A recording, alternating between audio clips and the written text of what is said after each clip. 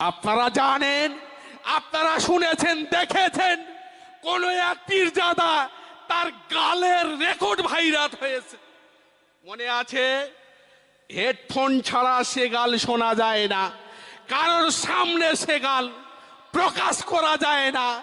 মাইক্রোফোনে মুখ রাখলে কাইম সাহেব, মাদি সাহেব অল ইন্ডিয়া সুন্নাতুল জামাতের নামে গালাগালি করে। করতে করতে করতে তারা বললেন অল ইন্ডিয়া সুন্নাতুল জামাতের যারা রয়েছে সব কাফের, সব কাফের।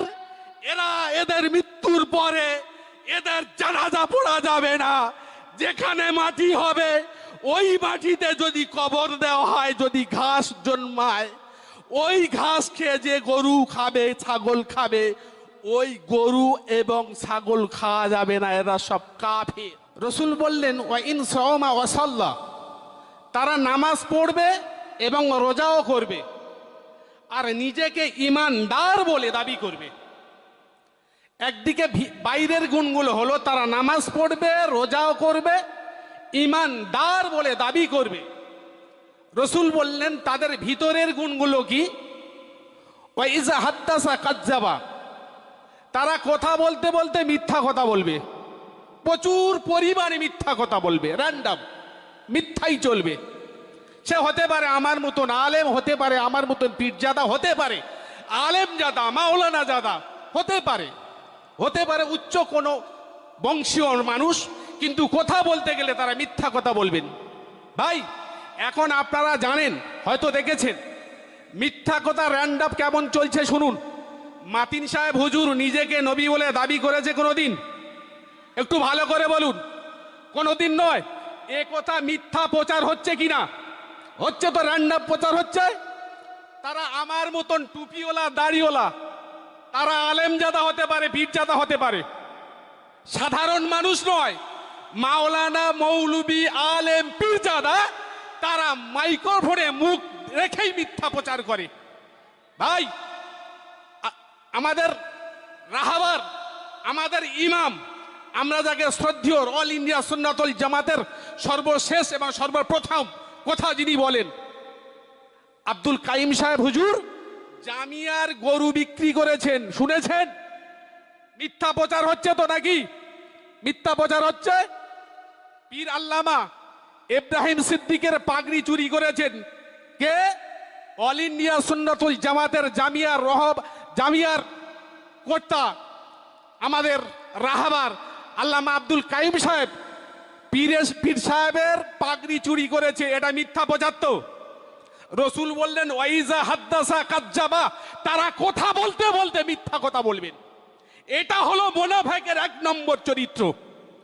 রসুল বললেন ওদের আর একটা চরিত্র হলো ওয়াইজা ওয়াদা আখলাফা, তারা ওয়াদা করবে এবং ভঙ্গ করবেন। ভাই, আপনাদের জানা আছে জামিয়ার মসজিদের প্রাঙ্গণে হাজার হাজার মানুষের সামনে কোনো এক পীরজাদা এসে বলেছিলেন আমি কাইম সাহেবকে আর মাতি সাহেবকে নিয়ে ফুরফুরায় যাব আর বিগত দিনের এই যে দ্বন্দ্ব মেটাবো বলেছিলেন। একটু জোরে বলুন। হাজার হাজার মানুষ সেদিন সাক্ষী ছিল। ভাই, ওয়াদা করে ওয়াদা ভঙ্গ করেনি?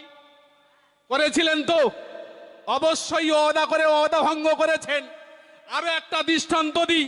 কোন একটা সভায় মাতি সাহেব হুজুর, আমাদের অল ইন্ডিয়া সুন্নাতুল জামাতের তৎকালীন এক বয়স্ক হুজুর থাকতো। ওই বয়স্ক হুজুরকে প্রশ্ন করেছিলেন, হুজুর বসিরহাট আর ফুরফুরায় যে দ্বন্দ্ব চলছে, ফুরফুরার কোন এক ভাই সাহেব আল্লামা রুহুল আমিন সাহেবকে গালাগালি করেছেন। কি করেছেন? আল্লামা রুহুল আমিন সাহেব দাঁড়িয়ে পেশাব করে, ওই পুঁটিমারি 300 বিঘা জমি বন্ধক রেখেছেন। তিনি আলেম ছিলেন না, তিনি মাওলানা ছিলেন না, ইত্যাদি ইত্যাদি গালাগালি করেছেন। সেই কথাটা নিয়ে মাতি সাহেব হুজুর সেই বয়স্ক হুজুরকে বলেছিলেন, হুজুর বসিরহাট আর ফুরফুরায় কোনো এক দ্বন্দ্ব চলছে, যদি কাইম সাহেব হুজুর কোনোদিন ওই ফুরফুরা হুজুরদের সঙ্গে মিশে গিয়ে কাজ করে, সেদিন আপনার ভূমিকা কি থাকবে? সেদিন হাজার হাজার মানুষের সামনে প্রকাশ্যে বলেছিলেন, কাইম সাহেব হুজুর যদি ফুরফুরাদের সঙ্গে মিশে কাজ করে, আমার জীবন থাকতে আমি ফুরফুরার সঙ্গে মিশবো না। বলেছিলেন কিনা? হাজার হাজার মানুষের সামনে সেদিন ওয়াদা করে আজকের ওয়াদা খেলাপ করেছেন। রসুল বললেন, ওয়াইজা ওয়াদা আখলাফা, তারা তারা ওয়াদা করবে কিন্তু ভুলে যাবে। 3 নম্বরে রসুল বললেন, ওয়াইজা তুমিন খানা, তারা তারা আমানত দেবে, আমানতকে খেয়ানত করবেন। 3 নম্বরে কি বলেছি ভাই? মনে রাখুন, মনে রাখুন, অল ইন্ডিয়া সুন্নাতুল জামাতের এক মাদ্রাসা, এক নারী প্রতিষ্ঠান মাদ্রাসা বিশ্বাস করে অল ইন্ডিয়া সুন্নাতুল জামাতের আলেমেরা এক ভদ্রলোকের দায়িত্ব দিয়েছিলেন। ইতিহাস আপনারা জানেন, সেই মাদ্রাসার টানার ভাই একটা অঘটন ঘটিয়েছেন। অল ইন্ডিয়া সুন্নাতুল জামাত তাকে বহিষ্কার করেছেন। মাদ্রাসা থেকে বেরিয়ে গিয়ে ভদ্রলোক অল ইন্ডিয়া সুন্নাতুল জামাতের আমানত হিসেবে গ্রহণ করেছিলেন। পরবর্তীকালে সেই মাদ্রাসা নিজের নামে দলিল করেছেন। মনে আছে? মনে আছে তো সেই লোকের কথা? ভাই, এটা আমানতের খেয়ানত, এটা আমানতের খেয়ানত। পরিষ্কার করে বলছি, আজকের অল ইন্ডিয়া সুন্নাতুল জামাতের যারা গালাগালি করছেন, যারা বদনাম করছেন, আর একটা আলেমের চরিত্র শুনুন। সেই আমাদের ওই দিকে বাড়ি ভাই, হাড়োয়া আর নেবুতলার মাঝখানে একটা স্টেশন আছে। ওই স্টেশনটার নাম কি? ওই স্টেশন থেকে গরিব মানুষের করোনা পিরিয়ডের সময় গরিব মানুষের নাম করে 50 বস্তা চাল, 50 বস্তা চাল, 10 বস্তা ডাল আর ওই কয়েকটি টেন্ট দিয়ে ওখান থেকে ভ্যানে তুলে বাগজালা বাজারে বিক্রি করেছেন। সে রেকর্ড আমাদের কাছে আছে।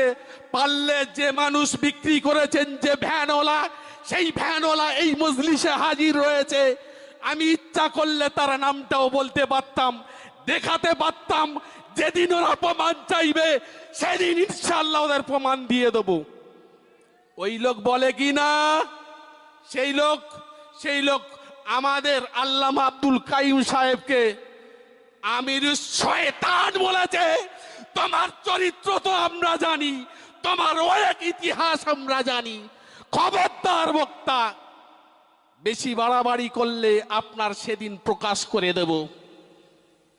নাম্বার 4, আল্লাহ রসুল বললেন, ওয়াইজা খানা ওয়াইজা খসামা ফাজারা, তারা তারা ঝগড়ার সময় প্রচন্ড হারে গালি দেবে, গালাগালি করবে।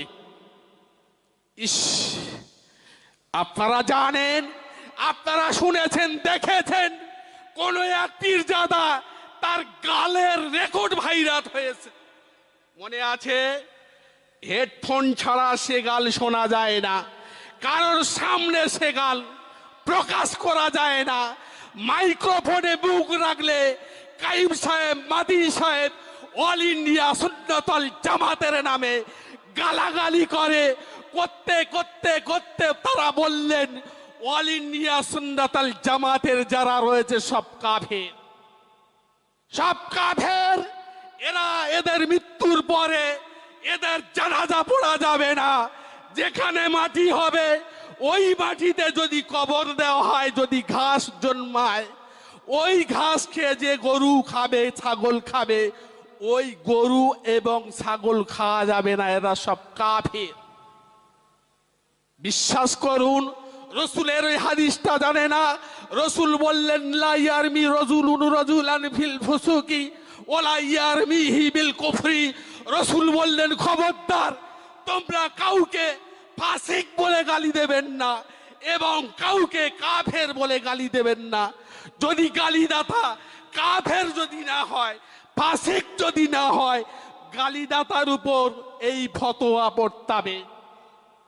মনে নেই আপনারা আলেম হয়েছেন, সমাজের উচ্চ বংশের মানুষ বলে দাবি করলেন, কিন্তু আল্লাহ বললেন না না না, ইয়া আইয়ুহান নাসু ইন্না খলাকনাকুম মিন যাকারি ওয়া উনসা ওয়াজআলনাকুম শুউবা ওয়া কাবাইলা লিতাআরাফু। আল্লাহ বললেন তোমাদেরকে আমি এক পুরুষ আর এক নারী থেকে পৃথিবী থেকে পাঠিয়েছি, বিভিন্ন জাতি আর বিভিন্ন গোত্র আমি তোমাদের ভিতরে বানিয়েছি, তোমরা শুধু এক একজনের সাথে পরিচিতি যাতে ঘটাতে পারো। রসুল আল্লাহ বললেন এক একজনের সাথে যেন পরিচিতি ঘটানো হয়, যেতে পারে, খুব স্বাভাবিক। আমি আপনাদের বলছি শোনেন, আমার নাম হোসাইন আহমদ গাজী। যদি আমার মতন হোসাইন আহমদ গাজী 100 থাকতো, মাতি সাহেব বললেন এখনই ওয়াজ করবে হোসাইন ভাই,